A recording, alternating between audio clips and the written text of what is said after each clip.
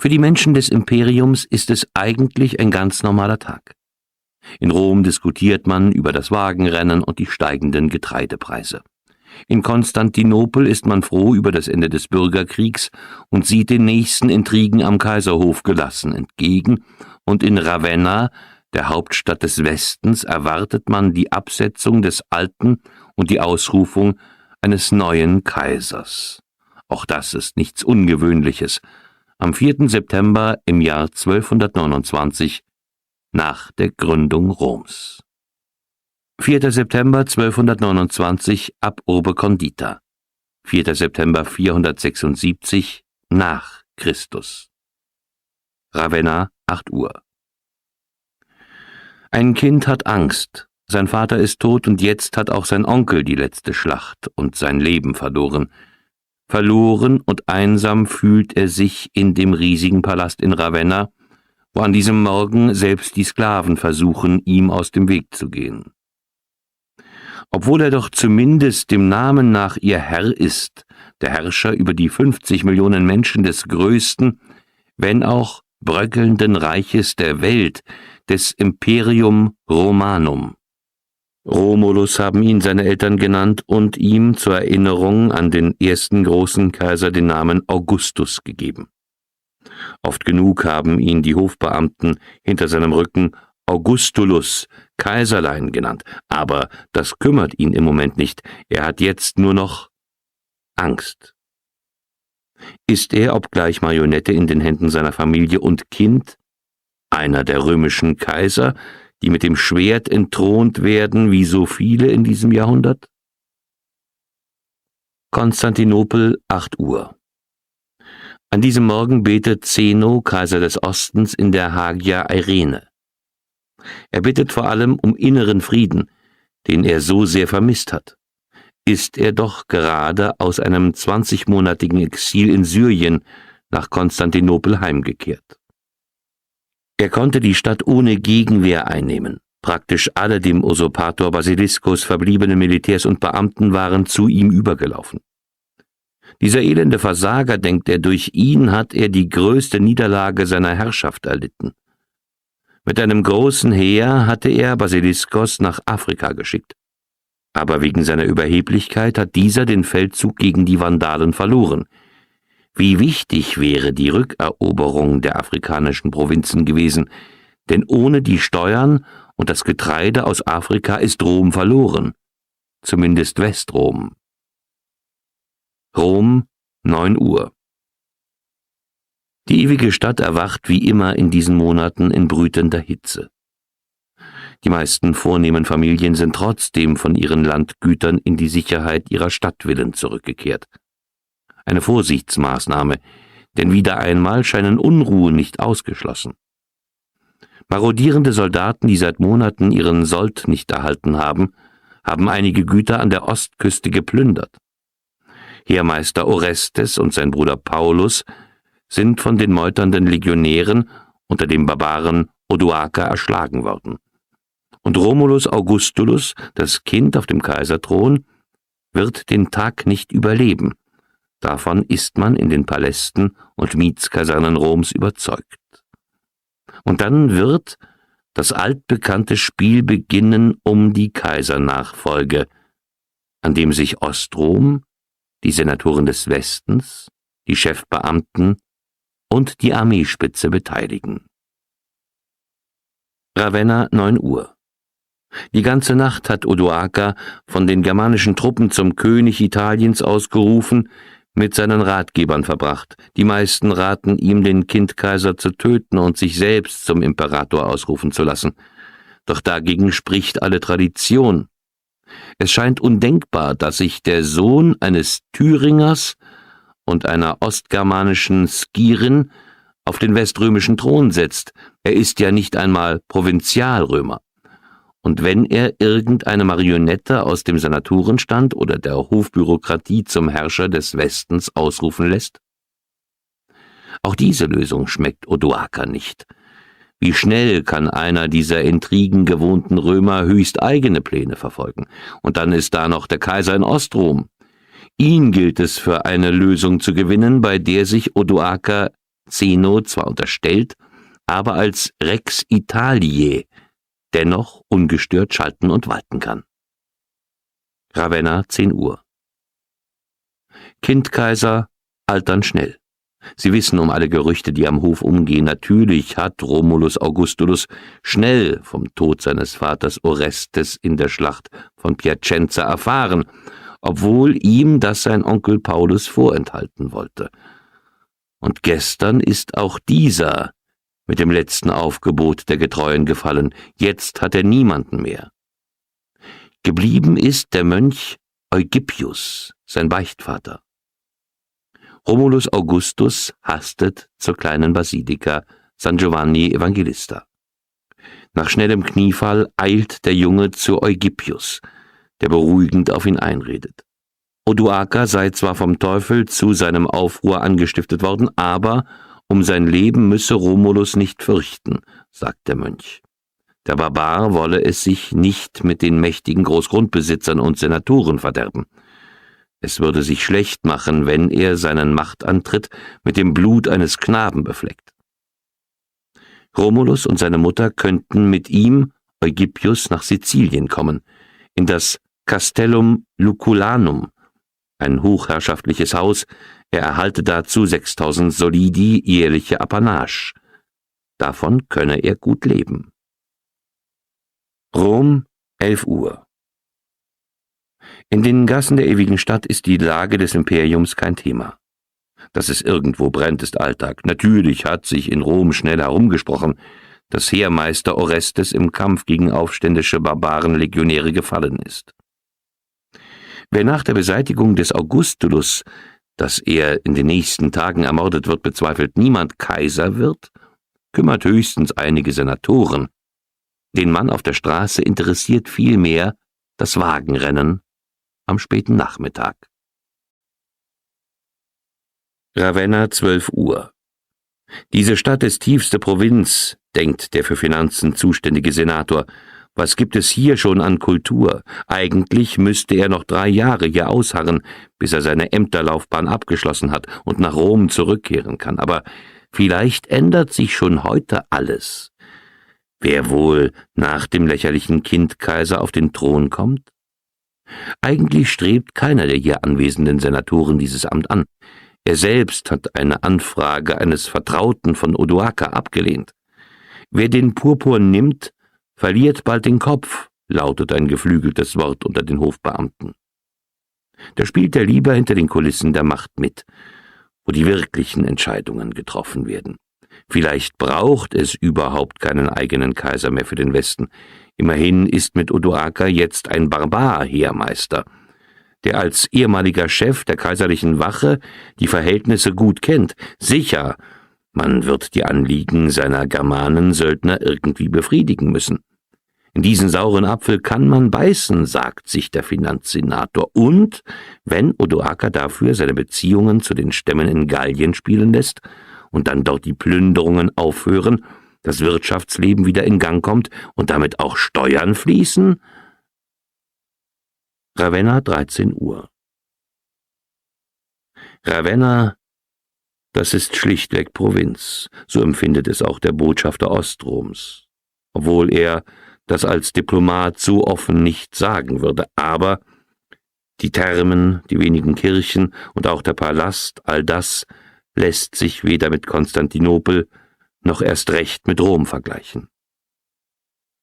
Nein, denkt der Botschafter, dieses Ravenna ist keine Hauptstadt, nicht für einen römischen Kaiser. In seinen Straßen dominieren die Barbaren, jetzt, wo sie einen der ihren zum Rex Italiae ausgerufen haben, erst recht. Soll er doch diesen Titel behalten, den Titel des Imperators, des einzigen und ewigen Herrschers, soll dorthin zurückkehren, wo er hingehört, nach Nova Roma, nach Konstantinopel, wo künftig das ungeteilte Herz des Imperiums schlagen soll. Konstantinopel, 13 Uhr. Kaiser Zeno hat die Delegation aus Italien lange warten lassen. Er sitzt nun im Prunkgewand auf seinem Thron, hinter ihm goldglitzernde Fresken. Die armen Brüder aus dem römischen Westen sollen nur merken, dass der große Palast das irdische Abbild des himmlischen Paradieses verkörpert. Eine Delegation von Senatoren aus Rom ist gekommen, händeringend erklärt ihr Wortführer, dass Heermeister Orestes und der Senat von Rom den Usurpator Basiliskos unterstützt hätten, sei die Folge eines Missverständnisses, und man habe doch nicht, der Kämmerer des Kaisers schneidet dem Diplomaten das Wort ab, nicht der Heermeister Orestes sei für Konstantinopel maßgebend und erst recht nicht dessen Söhnchen Romulus, sagt der Kämmerer. Der einzig wahre weströmische Kaiser sei der aus Italien nach Dalmatien vertriebene Julius Nepos. Der oströmische Herrscher lächelt in sich hinein. Diesen vertriebenen Kaiser kann er im Spiel um die Macht gut nutzen, auch wenn dieser niemals auf den Thron von Ravenna zurückkehren wird und den jeweils starken Mann im Westen schwächen, wer auch immer das ist. Ravenna, 14 Uhr. Die veränderte Atmosphäre ist schon zu spüren, als Romulus Augustulus die große Audienzhalle in Ravenna betritt. Nicht zeremonielles Schweigen, sondern lautes Gemurmel empfängt ihn. Auf den Stufen vor dem Thron steht der neue Heermeister Odoaker. Ein hoher Beamter in Senatorentoga verliest feierlich eine Erklärung, der zufolge er, Romulus Augustus, als Herrscher des Weströmischen Reiches für immer und ewig auf den Thron verzichtet. Romulus nickt wortlos, steht auf und überlegt, ob er den Saal verlassen soll. Aber dann bleibt er vor der Tür stehen und dreht sich um. Odoaker steht noch immer, und keiner der ehrwürdigen Männer in ihren feierlichen Togen bewegt sich Richtung Thron. Gibt es keinen neuen Kaiser? Oder will Odoaker gar selbst? Undenkbar. Einer seiner Unterführer ruft: »Salve Odoaker, Rex Italiae!« Laut stimmen die Bewaffneten in ihren Prunkrüstungen ein, die Hofbeamten und Senatoren gedämpfter. Odoaker breitet die Hände aus, verspricht seinen Leuten und ihren Familien fruchtbares Land und den Italikern die Wiederherstellung von Recht und Ordnung. Die Königsinsignien freilich will er nach Konstantinopel schicken. Dort seien sie besser aufgehoben. Der Westen des Reiches, so sagt er, brauche keinen eigenen Kaiser mehr. Er werde ihm als Heermeister und Vertrauter des oströmischen Kaisers nach bestem Wissen und Gewissen dienen. Später wird man sagen, an diesem 4. September 476 sei das Weströmische Reich untergegangen. Ein Wendepunkt, den keiner merkt. Es gibt keinen Kaiser mehr. Eigentlich hätte eine Welle der Erschütterung durch das Weströmische Reich gehen müssen. Aber es gab ja noch einen Kaiser in Ostrom, und Heermeister wie Odoaker hatten die eigentliche Macht schon zuvor ausgeübt. Im Übrigen hatte man ganz andere Sorgen. Erst Jahrzehnte später begannen einige Historiker zu begreifen, dass der 4. September 476 eine Zäsur darstellte. Imperien sterben langsam. Wenn sie von Feinden überrannt werden und stürzen, müssen die Säulen, auf denen sie jahrhundertelang standen, brüchig geworden sein. Wer die Gründe für das Ende eines großen Reiches erkennen will, muss das komplexe Zusammenspiel innerer und äußerer Ursachen analysieren. Und manchmal ist es ausgerechnet ein eher marginales Ereignis, das die Wendemarke einer Epoche oder das historische Datum für den Untergang eines Reiches setzt. Die Absetzung des Romulus Augustulus ist ein solches Datum, ein Wendepunkt. Die Institution, das Amt, mit dem das mächtigste Reich der Welt untrennbar verbunden schien, existiert nicht mehr. Es gibt keinen Kaiser von Westrom mehr, und damit hat auch Westrom zu existieren aufgehört. Man kann sich natürlich fragen, wann denn der Niedergang begonnen habe. So setzen manche Wissenschaftler den Beginn des Untergangs des Römischen Reiches mit dem Tod Mark Aurels und der Herrschaft seines unfähigen Sohnes Commodus an. Andere wieder verlegen den Anfang vom Ende in die Zeit der Soldatenkaiser. Das Ende dieser wirren Periode durch die Machtübernahme Diokletians und seiner Reichsreform wird dann je nach Lesart als zeitweilige Stabilisierung oder als Wende zu einer, wenn auch kurzen Spätblüte des Imperiums angesehen. Mit dieser Reichsreform, die zu mehr Effizienz, aber auch zu einer Bürokratisierung des Imperiums führte, beginnt die Spätantike, eine Periode, die nicht nur von Niedergang gekennzeichnet war, sondern auch von kultureller Blüte, von rascher wirtschaftlicher Erholung nach Krisen, ja sogar von erstaunlichen militärischen Siegen nach verheerenden Niederlagen. Dennoch, Niederlagen prägten 2/3 dieser Periode, angefangen mit der Schlacht von Adrianopel 378, einer für das gesamte Reich einschneidenden, wenn auch oströmischen Niederlage. Bedeutende Zäsuren sind dann etwa die Plünderung der Stadt Rom 410, der Tod des Aetius 456 und der Beginn der Herrschaft Theoderichs 493. Die Epoche endet 568 mit der Inbesitznahme Italiens durch die Langobarden, ein Datum, das oft auch als Endpunkt der Völkerwanderung gilt. Dennoch ist das Jahr 476 zum Symbol des Niedergangs geworden, weil man das Römische Reich durch einen Kaiser repräsentiert sah. Sicher ist, dass mit diesem Akt das Weströmische Reich als politische Organisationsform faktisch nicht mehr bestand. Sicher ist auch, dass von diesem Zeitpunkt an alle Bemühungen, das Weströmische Reich als Gesamtgebilde, das den früheren Westen des Imperiums umfasste, zu erhalten, vergeblich blieben. Was folgte, war einerseits der kurzfristig erfolgreiche Versuch Ostroms, sich einige Reste einzuverleiben oder zumindest nicht gefährlich werden zu lassen. Andererseits strebten germanische Heerführer und Könige danach, auf den Trümmern des Imperiums ihr eigenes, möglichst großes Reich zu errichten. Schon aus propagandistischen Gründen legitimierten sie ihre Staatsgründung als Nachfolge des Imperiums. Doch auch, wenn auf diese Weise Strukturen des alten Imperiums regional in die neuen Reiche übergingen, die zentralen Strukturen und mit ihnen ein eigentliches Zentrum waren verloren. Die Römer in den Provinzen arrangierten sich, ja verschmolzen, im günstigsten Fall mit den neuen Eliten. Die 100 Jahre vor dem Ende. Mitte des 4. Jahrhunderts war das Imperium Romanum ein unerschütterlich scheinendes Reich. Von Euphrat und Tigris im Osten bis zu den Säulen des Herkules, von den reichen Provinzen Nordafrikas bis zum britannischen Hadrianswall herrschten ein Recht und ein Kaiser. Ein Netz von gut befestigten Straßen durchzog das riesige Territorium, geschützt von unzähligen Grenzbefestigungen, die oft durch Wälle verbunden waren, dem Limes. Zudem sicherte ein gewaltiges, höchst professionelles Berufsheer den inneren und äußeren Frieden. In über 500 Jahren hatten die Römer höchst unterschiedliche Völker ihrer Herrschaft einverleibt.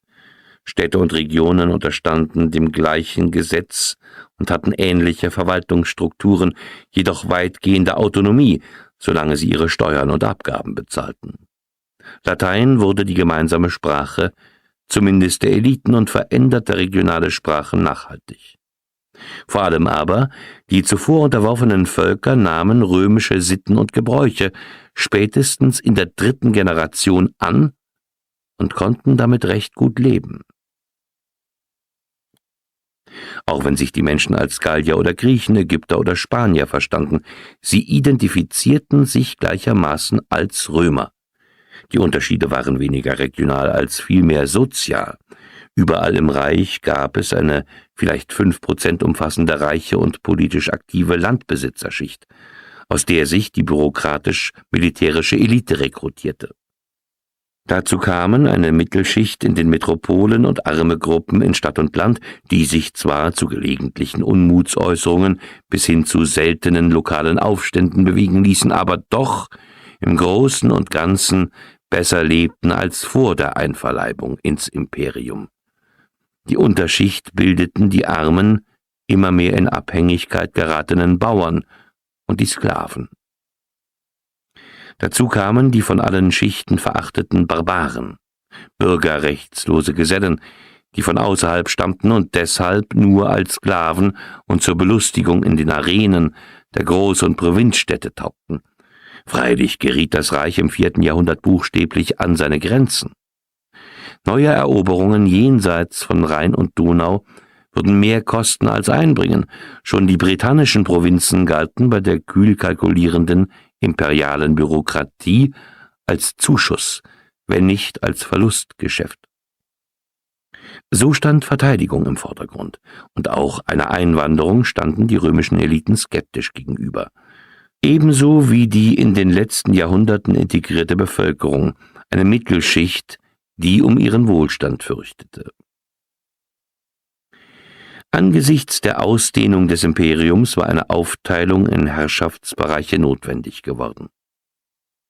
Zwar blieb Rom auch im 4. Jahrhundert die offizielle Hauptstadt, doch im Osten wurde Konstantinopel das neue Zentrum, mit Antiochia als zweiter Schaltstelle. Im Westen residierten die Kaiser in Mailand und Trier, näher an potenziellen Konfliktherden. Die Säulen des späten Reiches waren die Spitzen des Militärs und eine wachsende Hofbürokratie. Der in Rom tagende Senat genoss zwar noch hohes Ansehen, hatte aber außer in der Stadt selbst an Einfluss verloren. Das zeigte sich deutlich daran, dass die Senatoren dem Kaiser nachreisen mussten, letztere aber immer seltener die ewige Stadt besuchten. Die Herrscher selbst wurden zunehmend ein in höhere Sphären entrücktes Symbol, das allerdings großen Einfluss auf die hohen Bürokraten und Militärs und die letzte Entscheidungsgewalt hatte. Diese Elite hatte erheblich bei der Kaisernachfolge mitzureden und konnte sogar eine blutige oder unblutige Absetzung inszenieren. Als strategische Hauptgefahr sah man die Perser im Osten an, die sich zu einer zweiten Großmacht entwickelten. Die verheerende Niederlage gegen Schapur I. im Jahr 260 und die darauf folgende lebenslange Gefangenschaft Kaiser Valerians waren Menetekel und Ansporn zugleich.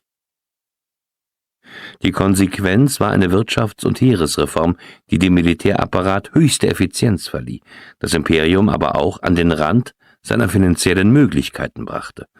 Den Barbaren, die sich immer wieder an Rhein und Donau zeigten und glaubten, ins Imperium vordringen zu können, fühlte man sich militärisch überlegen, und war es lange Zeit auch.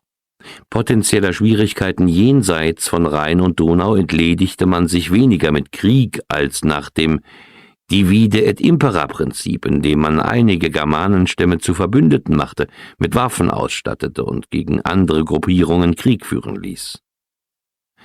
So erschien die Geschichte des Imperiums den meisten Zeitgenossen bis zum letzten Viertel des 4. Jahrhunderts bei allen kurzzeitigen Rückschlägen und inneren Wirren als fast durchgängige Erfolgsgeschichte, was sie ja auch durchaus war.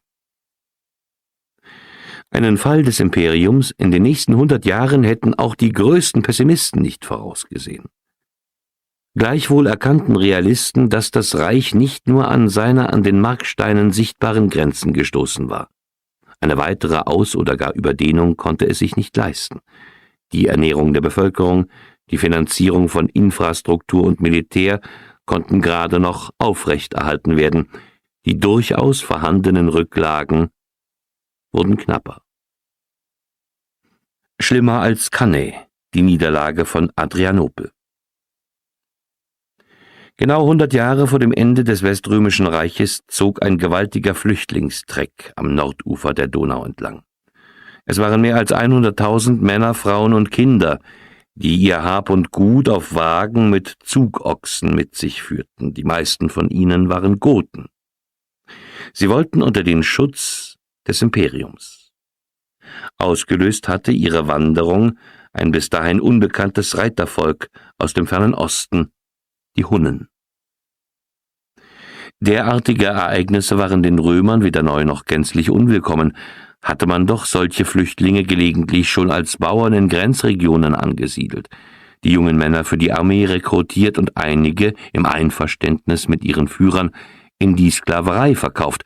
Doch diesmal verfolgte der Kaiser des Ostens Valens das Geschehen mit gemischten Gefühlen. Immerhin waren geschätzte 20.000 Mann kriegserfahren und gewaltbereit, falls es zu keiner Einigung kommen würde. Auch weil erneut ein Krieg mit Persien drohte, wollte der Imperator des Ostens sich keine zweite Front an der Donau leisten. Schließlich schloss er ein Abkommen. Als lokale Bürokratie und Militär die Goten schikanierten und übervorteilten, kam es fast zwangsläufig zu einem Kleinkrieg. Das kleine römische Provinzheer wurde besiegt, die Germanen plünderten den nun wehrlosen Balkan.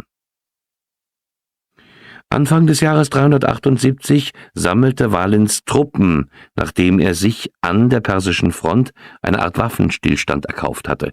Gratian, der Kaiser des Westens, hatte seine Hilfe zugesagt. Doch die verzögerte sich. Er musste eine unerwartete Invasion der Alamannen am Rhein abwehren. Einige Wochen wartete Valens ab, dann verlor er die Geduld. Als es am 9. August 378 bei Adrianopel zur Schlacht kam, unterschätzten der Kaiser und seine Heerführer die Zahl und Schlagkraft der gotischen Truppen sowie deren taktisches Geschick. Seine Ratgeber veranlassten den Kaiser, mit seiner ganzen Streitmacht in den Krieg zu ziehen. Zwar drängten die römischen Legionen die Goten bis auf eine hartnäckig verteidigte Wagenburg zurück, dann aber kamen völlig unerwartet Reiter, überrannten den linken Flügel der Römer und fielen dem Zentrum in die Flanke. Die Schlacht wurde auch zur persönlichen Katastrophe für Valens. Nur mit ein paar Begleitern konnte sich der Kaiser in ein Dorf flüchten, das nicht ummauert war. Die Feinde aber häuften von allen Seiten her Holz um die Siedlung, warfen Feuer hinein und verbrannten samt den Einwohnern alle im Ort befindlichen Flüchtlinge, so dass kein einziger Mensch auch nur zur Leiche des Kaisers vorzudringen vermochte. Für römische Historiker wie Ammianus war es die schlimmste Niederlage seit Cannae. Und auch der Schock im Imperium war gewaltig, vor allem deshalb, weil ein Kaiser schmählich gefallen und die Legende von der Unbesiegbarkeit der Legionen nachhaltig zerstört war. Bei nüchterner Betrachtung erweist sich die Schlappe als weniger schlimm. Auch wenn an die 10.000 Römer auf dem Schlachtfeld geblieben waren, noch hatte das Imperium knapp 500.000 Mann unter Waffen. Und den höchsten 200.000 Goten stand eine 70 Millionen zählende Bevölkerung gegenüber. Zudem, die Goten konnten zwar plündern und brandschatzen, an eine Eroberung der stark befestigten Garnisonslager oder gar der Städte war indessen nicht zu denken. Dazu reichten ihre militärischen Fähigkeiten nicht aus, noch nicht. Ob sie wollten oder nicht, sie mussten sich arrangieren.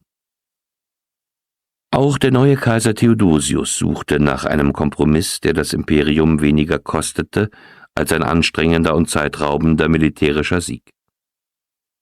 Im Friedensabkommen von 382 kapitulierten die Goten zwar nominell, sie erhielten jedoch Land und mussten weder Tribute zahlen noch Sklaven oder Kämpfer für die Arena stellen. Zwei Dinge aber hatten sich gezeigt. Zum einen, dass das Imperium so angespannt war, dass es zwei Krisen auf einmal, wie die Gotenkrise auf dem Balkan und den Alemannenansturm am Rhein, nur schwer bewältigen konnte. Zum anderen waren die Hunnen erstmals ins Bewusstsein, zumindest der Lenker des Reiches, getreten. Ein Volk, das, wie Ammianus schreibt, von einer schrecklichen Begierde erfüllt ist, fremdes Gut zu rauben. Der Fall Roms 410. Was folgte, waren 2 Jahrzehnte trügerischer Ruhe. Dann erschütterten neue Angriffe das Imperium. 405 zog Gotenkönig Radagais eine blutige Spur bis nach Italien, bis er 406 vom Heermeister Stilicho bei Florenz geschlagen werden konnte. Im Dezember desselben Jahres fielen Verbände der Vandalen, Sueben und Alanen in Gallien ein, plünderten das Land und zogen weiter Richtung Spanien. Für einige Zeit gingen Teile dieser wichtigen und vor allem steuerträchtigen Provinz dem Westreich verloren. Auslösendes Moment all dieser Bewegungen waren vermutlich wieder die Hunnen, die daran gingen, jenseits der römischen Grenzen ihr eigenes Reich aufzubauen. Die Schwäche Galliens und das zeitweise Abgeschnittensein vom Reich veranlassten römische Heerführer in Britannien zum Aufstand. Unter Konstantin III. Errichteten sie ein eigenes kleines Reich, das bald auch die nördlichen Teile Galliens umfasste. Die größten Probleme bereiteten aber die nach 382 im Reich angesiedelten Goten, die aus den ihnen gesetzten Grenzen ausbrechen wollten. 395 zeigte der neue gotische König Alarich bei einem Aufstand erstmals Muskeln. Es kam zu Kämpfen, die aber nach einer Goldzahlung Ostroms wieder abflauten. Dabei stand das Reich vor einem Dilemma. Einerseits wollten die Kaiser, vor allem der oströmische, die fremden Scharen ruhig halten, andererseits benötigten sie immer wieder deren Kampfkraft. Ja, sie setzten sie sogar gezielt als Drohung, aber auch als tatsächliche Heeresmacht gegen den anderen Landesteil ein. Auch Alarich suchte seine Position durch wechselnde Bündnisse zu stärken, zog 401 nach Italien, musste sich dann aber zurückziehen. Wenige Jahre später ging er ein Bündnis mit dem weströmischen Heerführer Stilicho ein. Das von diesem versprochene Gold blieb aber aus. Nach Stilichos Ermordung entschloss sich der Gote zu einem Wabankspiel. Mit einer kleinen Streitmacht überquerte er die Alpen Richtung Rom, wo sich ihm weitere Germanen anschlossen. Vor den Mauern Roms erpresste er ein Lösegeld von 5.000 Pfund Gold, 30.000 Pfund Silber sowie wertvolle Gewürze, Seide und Pelze. Das reichte, um seine Männer erst einmal zufriedenzustellen. Langfristig jedoch wollten die Goten Siedlungsland mit fruchtbarem Boden.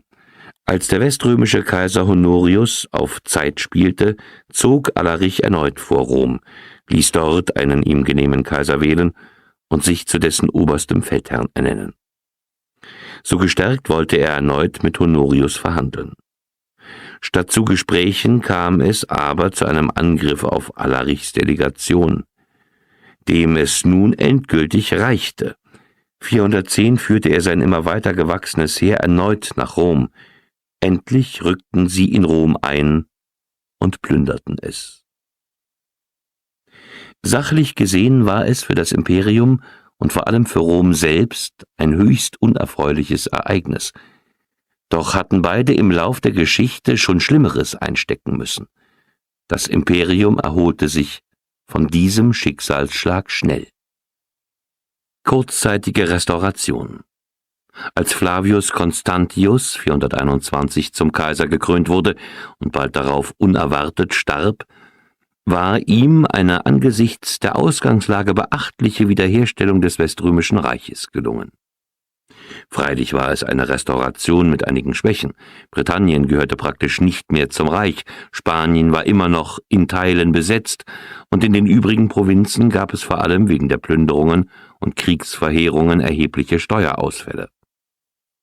Hätte es nicht die reichen nordafrikanischen Provinzen gegeben, der Sold für die Legionen wäre nicht bezahlbar gewesen. So aber gab es eine noch immer stattliche weströmische Armee, die nach wie vor ein entscheidender Machtfaktor war. Doch kaum hatte sich die Lage stabilisiert, lebten Machtkämpfe und Palastrevolutionen wieder auf. Diese innerrömischen Kämpfe sahen die germanischen Völker mit wachsendem Interesse, vor allem die Vandalen. Geiserich, seit 428 neuer Herrscher der Vandalen und Alanen, suchte Gebiete, wo ihn die Römer mit ihren gotischen Hilfstruppen nicht ständig bedrohen und gegebenenfalls angreifen konnten, und glaubte, sie in Afrika gefunden zu haben. Im Mai 429 setzte er mit seinem gesamten Volk auf Booten über die Straße von Gibraltar nach Nordafrika über. Eine logistische Meisterleistung, die die Römer völlig überraschte. Schnell überrannten seine kampferfahrenen Truppen die schwach verteidigte Provinz Mauretania. Schrittweise wurden die reichen römischen Gebiete erobert, und da diese sowohl wichtige Weizenlieferanten waren, als auch hohe Steuereinnahmen erbrachten, tat das dem Imperium wirklich weh. Als Flavius Aetius 433 der starke Mann des Westens wurde, sah er sich vor eine Herkulesaufgabe gestellt. In Nordafrika standen die Vandalen und Alanen, in Teilen Galliens wüteten Aufrührer und Plünderer. Diese Bagauden genannten Marodeure gehörten verschiedenen Stämmen und Gruppen an, die sich vor allem im Nordwesten Galliens bei der Auflösung der gewohnten Zustände von Recht und Ordnung gebildet hatten. Im Südwesten Galliens und in Teilen Spaniens hatte es Aetius mit den Westgoten und Sueben zu tun. Im Norden diesseits und jenseits des Rheins mit Franken, Burgunden und Alamannen. Zunächst einmal sorgte er in Nordafrika für vorläufige Ruhe. 435 erhielten die Vandalen in einem Vertrag den Westen der römischen Provinzen und 2/3 Numidiens. Die beiden reichsten Provinzen Nordafrikas blieben jedoch dem Imperium erhalten. So gestärkt ging der Heermeister nun gegen die Burgunden vor, die weitgehend vernichtet wurden. 439 nahm sich der letzte Römer, wie Aetius in Konstantinopel bewundernd genannt wurde, auch der Gotenfrage an. Die Goten hatten sich einmal mehr erhoben und, weil für ihre Niederwerfung auch die gesamte weströmische Heeresmacht nicht ausreichte, warb Aetius hunnische Hilfstruppen an. So wurden die Goten erst einmal in die Schranken gewiesen. Diesen Konflikt, der Westrom aufs Äußerste beanspruchte, nahm der Vandalenkönig Geiserich zum Anlass, die restlichen römischen Provinzen Nordafrikas aufzurollen. Seine Schiffe erschienen auch vor der Küste Siziliens. Dieser Angriff traf Ostrom empfindlich, Westrom jedoch im Kern. Deshalb rafften sich die in den letzten Jahren immer wieder verfeindeten Brüder zu einer gemeinsamen Aktion auf. Ein gewaltiges Heer zur Rückeroberung Nordafrikas wurde aufgestellt. Doch es kam nicht zum Feldzug. Eine neue, für das Imperium noch größere Gefahr wurde greifbare Wirklichkeit: die Hunnen. Sie waren dem Kaiser in Konstantinopel zu nahe gekommen, als dass er sich auf irgendein afrikanisches Abenteuer einlassen wollte. Immerhin gelang es Aetius 442 mit Geiserich einen neuen Vertrag auszuhandeln. Westrom erhielt Mauretanien und Numidien zurück, der Vandale behielt aber die ertragreicheren Provinzen und wurde zum Rexucius und Amicus Roms ernannt. Der Verbündete und Freund Roms erklärte sich zwar zu Getreidelieferungen bereit, dennoch waren die Auswirkungen für das Westreich verheerend. Es hatte seine bedeutendsten Steuereinnahmen verloren. Die Hunnen kommen. Das bislang unbekannte Nomadenvolk aus den Steppen des fernen Ostens hatte innerhalb weniger Jahrzehnte ein riesiges Herrschaftsgebiet aufgebaut, das nun bis an die Grenzen des Imperiums reichte. Spätestens 440 war jenseits von Karpaten und Kaspischem Meer eine militärische Großmacht entstanden. Kurzfristig schien dies, zumindest im Westen des Imperiums, sogar zu nutzen, da die Völker, die bis dahin vor den Hunnen geflohen waren, dies nun nicht mehr konnten und stattdessen gewaltsam in das Hunnenreich eingegliedert wurden.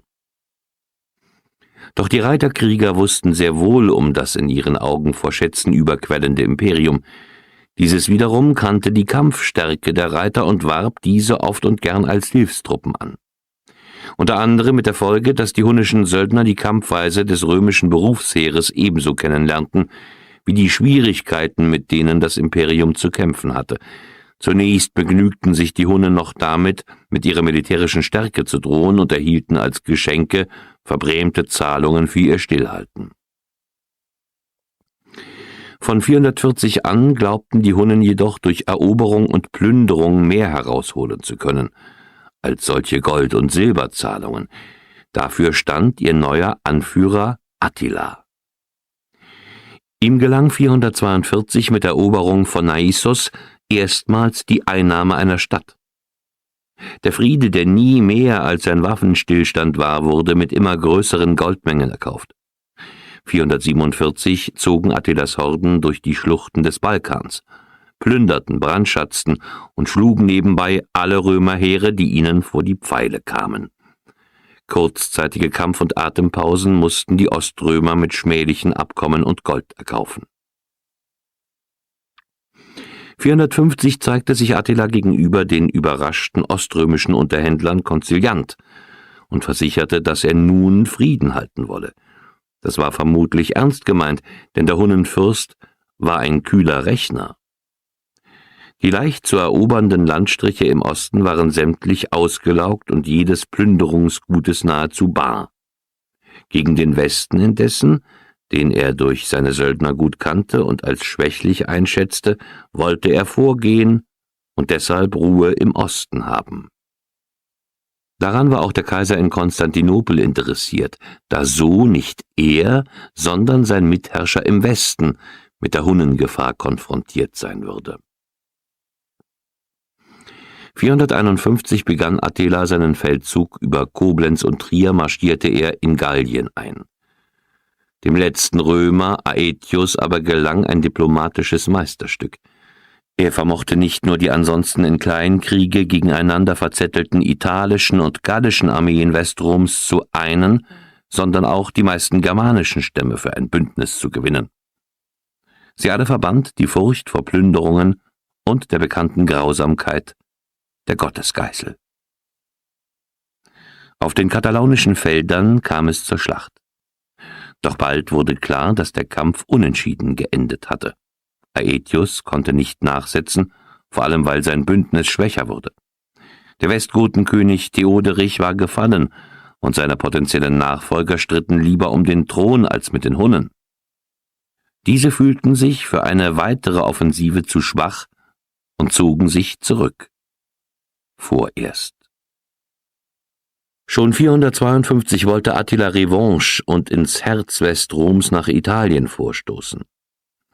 Die zermürbenden Kleinangriffe auf seine Truppen und vor allem den Nachschub durch das diesmal auch vom neuen oströmischen Kaiser unterstützte Heer des Aetius machten dem Strategen Attila jedoch klar, dass er zu weit von seiner Basis entfernt war und dass es ihm an logistischer Unterstützung mangelte. Also blies er zum Rückzug nicht ohne Oberitalien noch einmal kräftig zu plündern. Attilas Ruf als Eroberer und damit auch der seiner Hunnen war nun angeschlagen, dennoch wollte er es im nächsten Jahr noch einmal versuchen. Doch bevor es dazu kommen konnte, starb Attila. Freilich, so verheerend die Angriffe Attilas gewesen waren und so schrecklich für die unmittelbar betroffene Bevölkerung, wirklich vernichtend waren sie weder für das oströmische noch für das weströmische Reich. Die Hunnen konnten verheeren, plündern und erpressen. Für eine dauerhafte Eroberung war aber selbst ihre gewaltige Militärkraft zu gering. Viel bedeutender, vor allem für Westrom, war der Verlust der afrikanischen Provinzen und Spaniens, weil dadurch gewaltige Einnahmen und damit die Mittel für die Bezahlung der Armee fehlten. Doch wegen der Hunnengefahr musste die Rückeroberung Afrikas 440 erst einmal aufgeschoben werden. Wie 410 entsprach auch 452 die Stimmung nicht der tatsächlichen Lage, nur diesmal mit umgekehrten Vorzeichen. Subjektiv sahen die Römer wieder optimistisch in die Zukunft. In der rauen Wirklichkeit aber sah die Situation so aus.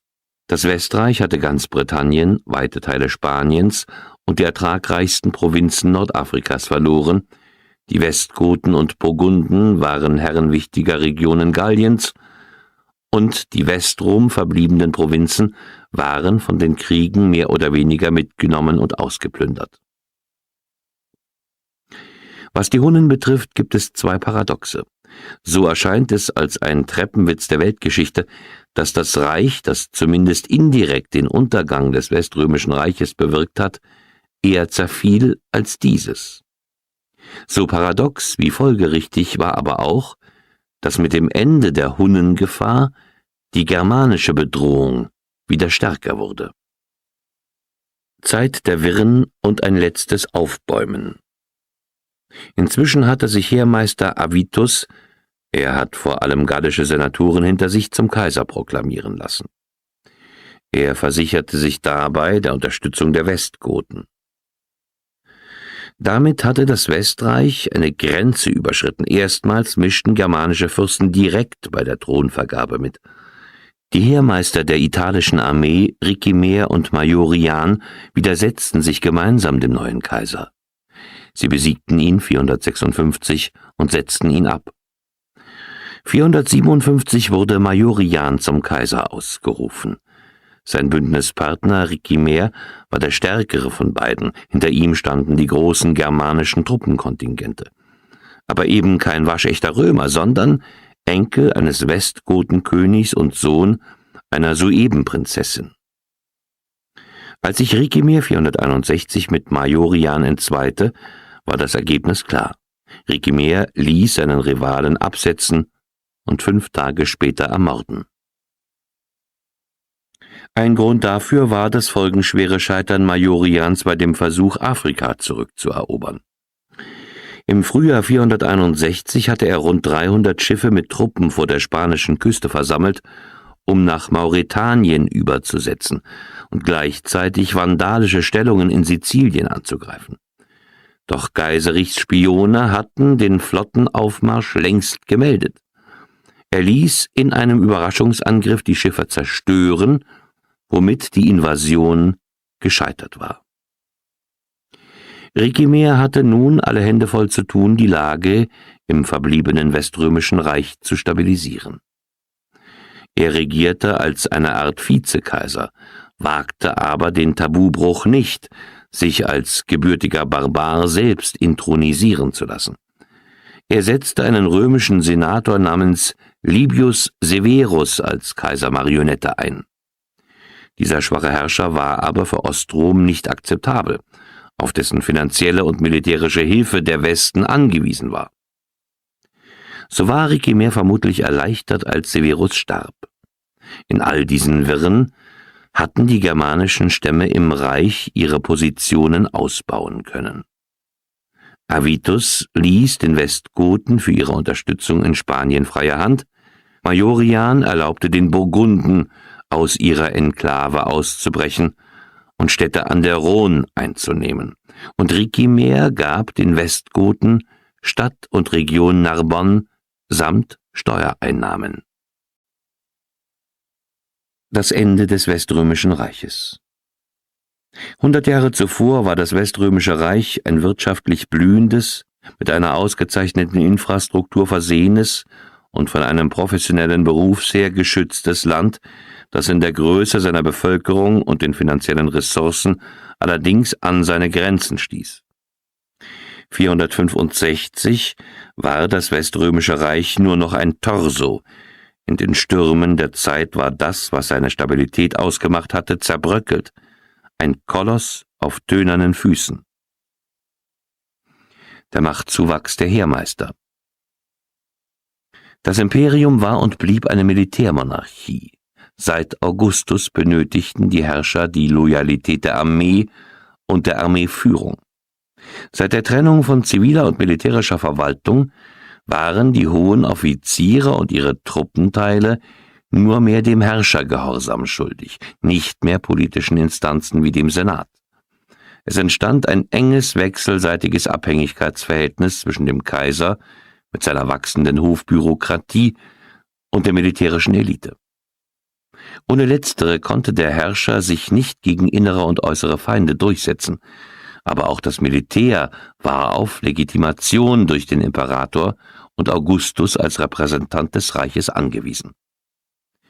Dass allerdings das Kaisertum durch Machtkämpfe und Intrigen bis hin zu Putsch und Mord an Autorität verlor, kümmerte die Militärführung wenig. Für sie hieß es, je schwächer die Kaiser, desto stärker die Armeespitze. Diese verkörperten die Heermeister. Diese Oberbefehlshaber der Armee wurden angesichts der ständigen Bedrohung der Grenzen und der Gefahr von Invasionen immer wichtiger. In dieser Situation kam es vor allem im westlichen Teil des Imperiums zu einer bedeutenden strukturellen Veränderung, der zunehmenden Germanisierung des Heeres. Eine Folge dessen war, dass auch germanische Offiziere Karriere machen, sich auszeichnen und sogar Heermeister werden konnten. Weil die westlichen Kaiser nicht mehr über die Finanzmittel verfügten, ihre Armee ohne barbarische Blutauffrischung aufzustellen und ausreichend zu besolden, kam solchen Heermeistern immer größeres Gewicht zu. In deren Händen lag seit der Herrschaft Valentinians II. Im Westen immer mehr Macht. Um die Bedeutung des Amtes zu unterstreichen, erhielten die Heermeister den Ehrentitel Patricius. Figuren wie Stilicho oder später Aetius konnten nicht mehr abgesetzt, sondern nur ermordet werden. 456 kam mit Avitus sogar ein ehemaliger Heermeister auf den Thron. Bezeichnenderweise wurde er dann aber von seinen beiden eigenen Heermeistern Majorian und Ricimer abgesetzt. Ricimer setzte sich im folgenden Machtkampf durch. Als der germanische Heerführer 472 starb, hatte er 3 Kaiser gestürzt und 2 proklamiert. All das zeigte, dass das Kaisertum immer mehr an Autorität verlor und die Loyalität gegenüber dem Herrscher in der Armee geringer wurde. Das scheinbar Undenkbare, der gänzliche Verzicht auf einen Kaiser, zumindest im Westen, rückte in den Bereich des Möglichen. Dafür spricht, dass nur 4 Jahre später eine Senatorendelegation in Konstantinopel ganz ungeniert über diese Möglichkeit verhandelte. Hofbürokratie, Senat, Großgrundbesitzer. Für ein antikes Staatswesen hatte das Römische Reich eine höchst effektive, auf klare Verordnungen beruhende Verwaltung. Diese beruhte auf einem auch den damaligen Kommunikations- und Infrastrukturmöglichkeiten geschuldeten Subsidiaritätsprinzip. Alle Aufgaben wurden, soweit als möglich, von den kleineren Einheiten oder auf der untersten Ebene wahrgenommen. Das trug ganz wesentlich zur inneren Stärke und zugleich zur Romanisierung des Reiches bei.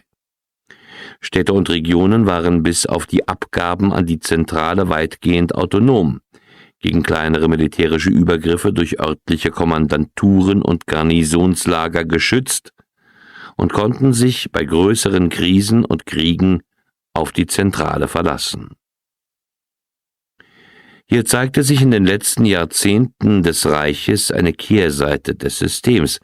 Die Kaiser und die zentrale Bürokratie versuchten, der wachsenden Misere durch rigide Maßnahmen wie Zwangsaushebungen oder Bindung an Beruf und Scholle Herr zu werden.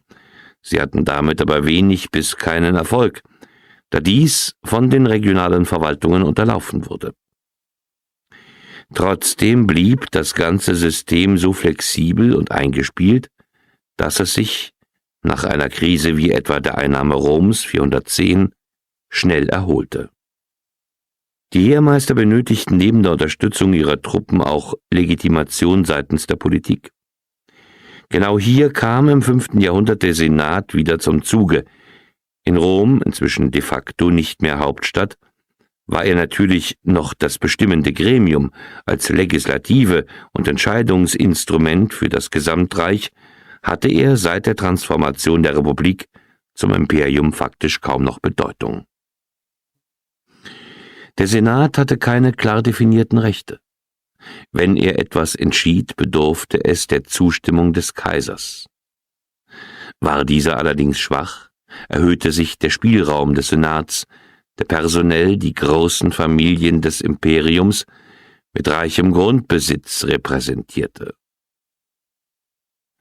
Gerade in den letzten Jahrzehnten des Weströmischen Reiches konnte der Senat seinen Einfluss wieder stärken, weil seine Zustimmung die Wahl des Imperators in den Augen der Öffentlichkeit legitimierte. Die Kaiser ihrerseits stärkten den Senat, weil er ein Gegengewicht zum übermächtigen Militär und seinem Heermeister bilden sollte. Zudem erhofften sie vom Senat Vorschläge zur Lösung innenpolitischer Schwierigkeiten, die sich mit dem Schwert allein kaum beheben ließen. Für ihre Loyalität erwarteten die Senatoren vom Kaiser, dass er ihnen Besitz, Prestige und eine in ihren Augen adäquate Ämterlaufbahn ermöglichte. All dies war spätestens seit den Wirren um 450 nicht mehr möglich. Der Senat intrigierte im Bund mit Heermeistern und oströmischen Diplomaten oft gegen den Kaiser. Die letzte Konsequenz war dann vielleicht das Gefühl, dass ein weströmischer Kaiser eigentlich höchst überflüssig sei. Die Schwierigkeiten der spätantiken Wirtschaft. Ihre Hochblüte hatte die römische Ökonomie im 1. und 2. Jahrhundert erlebt. Mit einer für damalige Verhältnisse intensiven Landwirtschaft wurden Städte und Heer versorgt, Massengüter wie Keramik und Waffen in großen Betrieben erzeugt und dank der entwickelten Infrastruktur weit verbreitet. Während sich die Art zu produzieren in der Spätantike wenig änderte, so doch die Umstände. Angesichts wachsender Bedrohungen von außen musste auf jeden Fall die Versorgung der Armee sichergestellt werden. Ebenso galt es, genügend Nahrungsmittel für die Großstädte zur Verfügung zu stellen, deren soziale Stabilität bei jeder Hungerkrise gefährdet war. All diese Gefahren suchte die spätantike Bürokratie durch Verordnungen einzudämmen. Eine schleichende, aber gravierende Entwicklung war, dass es immer weniger freie Bauern gab. Stattdessen wurde die Nahrungsmittelproduktion zunehmend von den Großgrundbesitzern bestimmt, deren Land abhängige Bauern bestellten. Am meisten Land besaßen die Staatsbetriebe und die kaiserliche Familie sowie später die Kirchen, aber auch die alteingesessenen Senatorenfamilien. Bei allen Gewerben, die nach Ansicht der Bürokratie wichtig für die Versorgung waren, wurde ein Erbgang vom Vater auf den Sohn eingeführt, etwa für Metzger oder Müller. Waffen und Kleider für die Armee wurden in Staatsbetrieben produziert. Diese Verordnungen sorgten für soziale Spannungen, die der Staat durch Privilegien, Subventionen oder Steuererleichterungen für die Betroffenen abzumildern suchte. Das wiederum verlangte Geld. Doch woher sollte man es nehmen? Verlorene Provinzen bedeuteten verlorene Steuereinnahmen.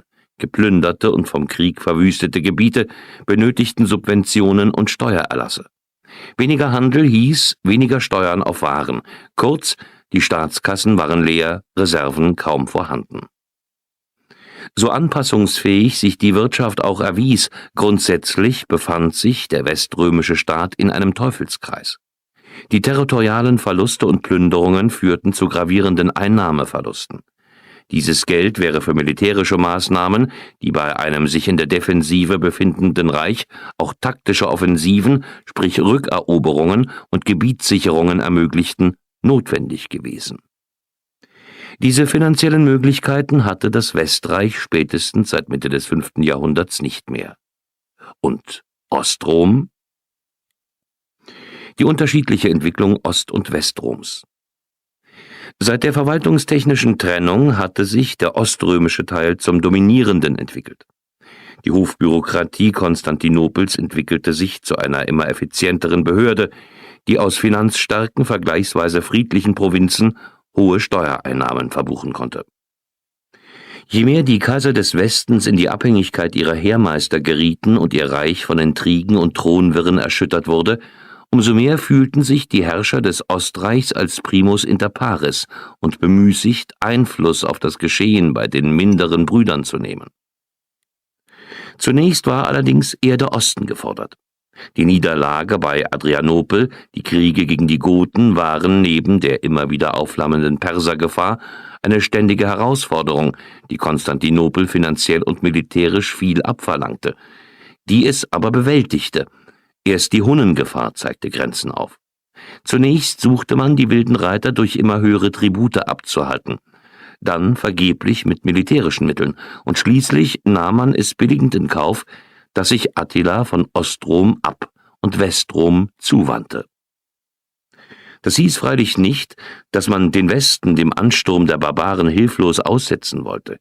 Gleichzeitig bot man, um des größeren Einflusses willen, diplomatische, aber auch finanzielle und militärische Hilfe an. Der Westen hatte die Hilfe aus Konstantinopel verzweifelt nötig. Denn spätestens ab Mitte des 5. Jahrhunderts schien es, als sei der Zerfall des bis dahin zusammenhängenden westlichen Teils des Imperiums nicht mehr aufzuhalten. Da gab es die hausgemachten Sezessionisten. 454 machte sich in Dalmatien der weströmische Feldherr Marcellus selbstständig. 2 Jahre später sagte sich die gallische Oberschicht von Westrom los. Der Aufstand konnte immerhin nach 2 Jahren niedergeschlagen werden. Erfolgreicher war 461 Ägidius, Oberkommandierender der gallischen Armeen. Er und später sein Sohn Sygarius beherrschten einen Teil Mittel- und Nordgalliens, der später in Chlodwigs Frankenreich aufging. Britannien war für Rom inzwischen sowieso Niemandsland geworden. Im übrigen Gallien, wo in den Streitkräften ohnehin Burgunden und Goten dominierten, suchte der Westgotenkönig Eurich sein eigenes unabhängiges Reich zu schaffen. Das Ergebnis war ein kleines westgotisches Gebiet in Spanien und ein größeres in Südfrankreich. Die römische Oberschicht versuchte sich mit den Germanen zu arrangieren. 475 schloss Kaiser Julius Nepos sogar einen Vertrag mit den Goten unter König Eurich. Ihr zusammengeraubter Besitz in Spanien und Gallien wurde anerkannt. So entstand ein westgotisches Reich mit römischen Zügen, in dem die Goten Verwaltung und Recht weitgehend übernahmen, ja sogar einige Sitten der römischen Oberschicht. Für die alten römischen Eliten war diese Art der Verschmelzung mit Sicherheit das beste Arrangement. Wohl am gravierendsten war der Verlust der nordafrikanischen Provinzen an die Vandalen. Nach dem Vertrag von 442 weiteten sie ihr Einflussgebiet systematisch aus, schufen Stützpunkte in Sizilien und plünderten 455 sogar Rom. Alle Anstrengungen, die Vandalen zu vertreiben, scheiterten schon im Ansatz. Besonders wichtig für die Zentrale war noch Noricum, die Hügelzone zwischen Voralpen und Niederösterreich. Hier ging es um die für das Militär, aber auch für den Fernhandel wichtigen Alpenpässe. Alle römischen Administrationen suchten zumindest Teile der Provinz zu halten. Wie wichtig sie das nahmen, zeigt sich daran, dass der Sold bis Anfang der 470er Jahre mehr oder weniger regelmäßig gezahlt wurde. Erst nach 475 blieben die Zahlungen aus. Wenig später eroberten die Rugier das Land. Fazit: Schon um 465 herrschte Westrom nur über Italien und über Teile Galliens, im Wesentlichen die heutige Provence. Die letzten Jahre des Weströmischen Reiches. Das war die Lage, als der vom Magister Militum Ricimer als Marionette eingesetzte Kaiser Libius Severus 465 starb. Ohne die Hilfe Ostroms, das sah der Heermeister zu seinem Missvergnügen ein, war das Reich nicht mehr zu halten, also ließ er sich nach einem 17-monatigen Interregnum auf einen Kompromiss ein.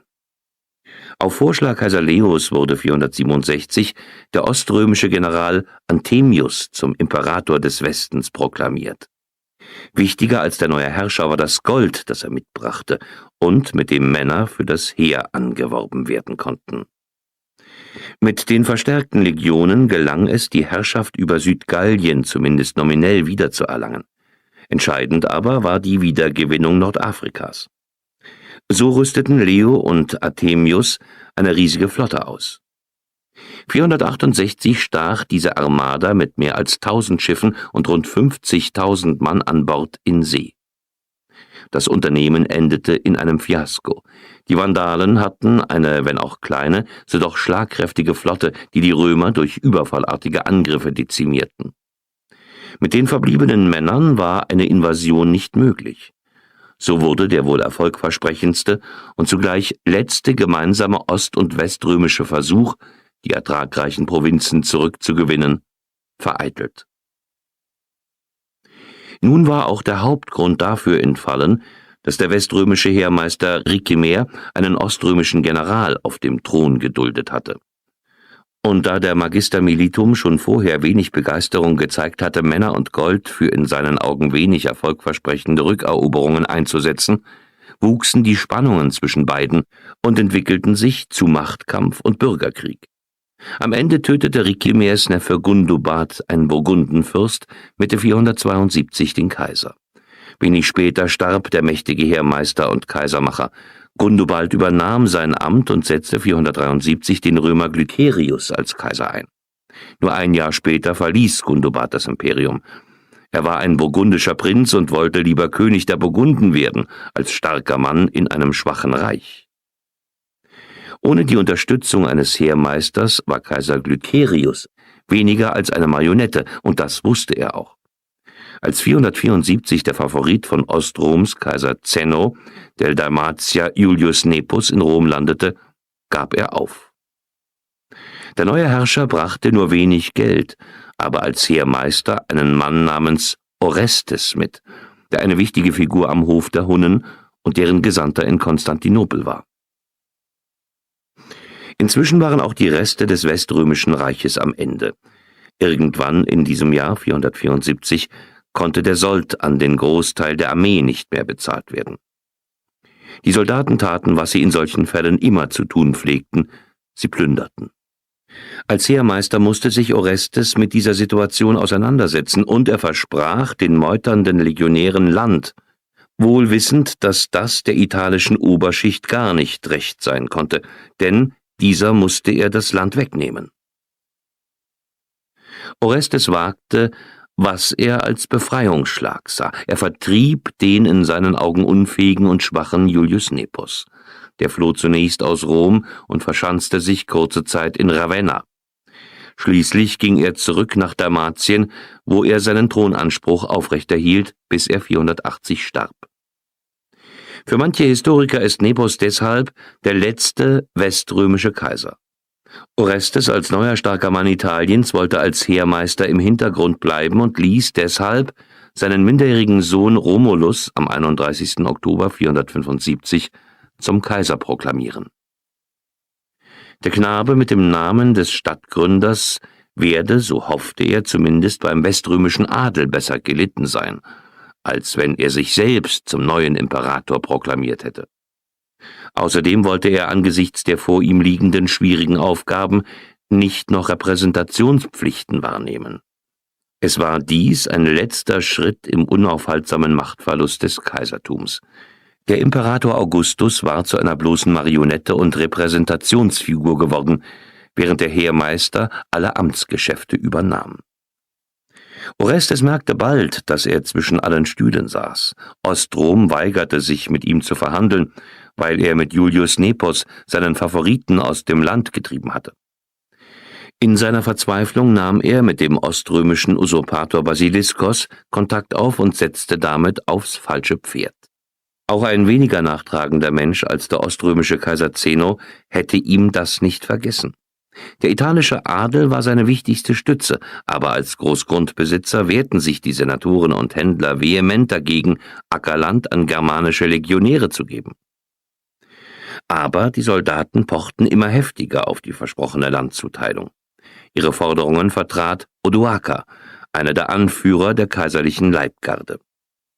Mit einem Teil der meuternden Soldaten marschierte er Richtung Pavia. Weitere Truppen schlossen sich an, und vor den Toren der Stadt wurde er zum Rex Italiae ausgerufen. Nach dieser Proklamation vertrieben Odoakers Truppen Orestes und setzten ihm bis nach Piacenza nach. Am 28. August kam es zur Schlacht, bei der der Heermeister fiel. Orestes Bruder Paulus stellte sich Odoaker vor Ravenna noch einmal entgegen und verlor ebenfalls Gefecht und Leben. Wenig später wurde Romulus Augustus offiziell abgesetzt. Anders als bei den üblichen Thronwirren wurde der Kindkaiser nicht umgebracht, sondern ins Exil geschickt. Vermutlich gingen die Überlegungen des neuen Heermeisters Odoaker weiter. Die Frage der Landzuweisungen an Barbaren in Italien war das Pièce de Résistance seines politischen Überlebens.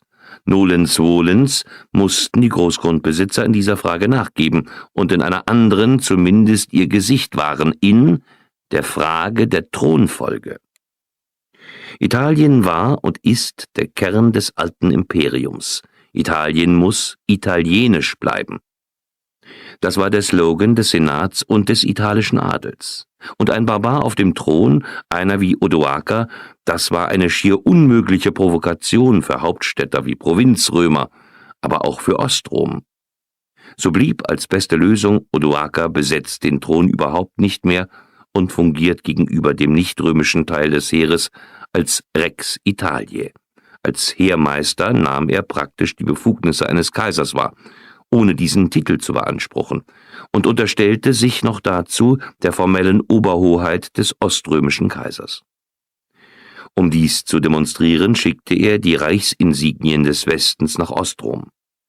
Dass er dabei nicht das Odium auf sich nehmen wollte, den letzten Herrscher des Westens ermordet zu haben, war diplomatisch klug. Genau in diesem Sinn verhandelte dann eine Delegation des römischen Senats beim oströmischen Kaiser Zeno. Der zeitgenössische Historiker Malchus von Philadelphia charakterisiert deren Position so: Es gebe keine Notwendigkeit für eine geteilte Herrschaft, ein gemeinsamer Kaiser reiche für beide Territorien vollkommen aus. Darüber hinaus teilten sie mit, sie hätten Odoaker, einen Mann von politischer und militärischer Erfahrung, gewählt, ihre Interessen wahrzunehmen. Zeno möge ihn nun in den Rang eines Patricius erheben und ihn damit beauftragen, Italien zu regieren. Damit war auch die Fiktion eines eigenständigen weströmischen Teils des Imperiums aufgegeben. Das Weströmische Reich als Herrschaftsgebilde hatte aufgehört zu existieren. Das Oströmische Reich. 150 Jahre nach der Absetzung des letzten weströmischen Kaisers stand auch das Oströmische Reich kurz vor seinem Ende. Wie in Westrom waren die Staatskassen leer, Heer und Bevölkerung am Ende ihrer Kräfte. Zudem war das Reich von inneren Krisen geschwächt. Dass Herakleios mit seiner Offensivstrategie gegen die Perser, dem Vorstoß ins Kernland des Feindes 626 Erfolg hatte, galt den Zeitgenossen als göttliches Wunder und späteren Historikern als Ausdruck militärischen, diplomatischen und propagandistischen Geschicks, gepaart mit glücklichen Zufällen. Ohne diese hätte die Landkarte des östlichen Mittelmeers womöglich anders ausgesehen. Doch auch so markieren die Jahre ab 626 im Osten des einstigen Imperiums das Ende der Spätantike. Das oströmische oder frühbyzantinische Reich wurde zum Byzanz des Mittelalters. Spätestens Anfang des 8. Jahrhunderts gab es kein eigentliches oströmisches Imperium mehr. Aus den verbliebenen Resten um Konstantinopel hatte sich ein kleines Reich gebildet, das nur noch die Stadt selbst, Kleinasien sowie Teile Griechenlands und der Ägäis umfasste.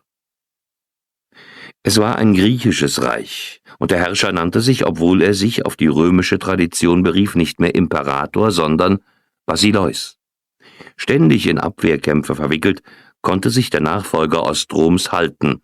Altes Wissen und Traditionen, Verwaltung und Militär waren in Konstantinopel nicht nur bewahrt, sondern weiterentwickelt worden. Hinzu kam aber auch Glück, das Byzanz nicht nur überleben half, sondern im 9. und 10. Jahrhundert sogar zu einer neuen Blüte und kurzzeitiger Expansion führte. Im Hoch- und Spätmittelalter konnte sich Byzanz als Regionalmacht im Mittelmeer etablieren, bis Konstantinopel 1453 von den Osmanen erobert wurde. Dieses Datum galt späteren Historikern als Epochengrenze, die das Ende des Mittelalters markiert. Sicher ist, dass das Imperium Romanum mit dem Fall Konstantinopels endgültig der Vergangenheit angehörte.